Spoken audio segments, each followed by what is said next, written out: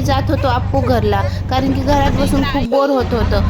Auto केला आणि त्यानंतर अप्पू घरपाशी पोहोचलो होतो. पिल्लू आणि आदू तर खूप एक्सायटेड होत्या मध्ये जाण्यासाठी.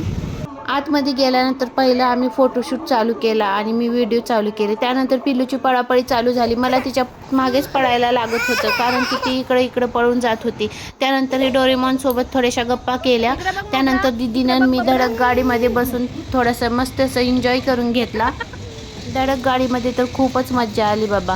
त्यानंतर मला फिश पा करायचा होता आणि मी फर्स्ट टाईमच करत होते. खूप भीती वाटत होती. छान असा फिश पा करून घेतला आणि सगळी माशी माझ्याच पायावरती येऊन बसली होती आणि खूप गुदगुल्या होत होत्या.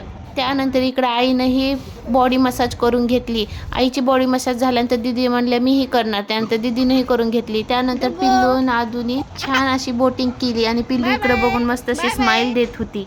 या दोघींनी तर पूर्ण दिवस खूप मस्ती केली आणि खूप एन्जॉय केला. एवढी मस्ती करून खूप भूक लागली होती, त्यासाठी नूडल्स खायला आलो. चायनीज फूड ऑर्डर केल्यानंतर मी मस्त अशी नूडल्स खाऊन घेतली. त्यानंतर मंचुरियनही टेस्ट केलं. खूप टेस्टी होतं. त्यानंतर अप्पू घरला बाय बाय करून आम्ही घरी परत आलो.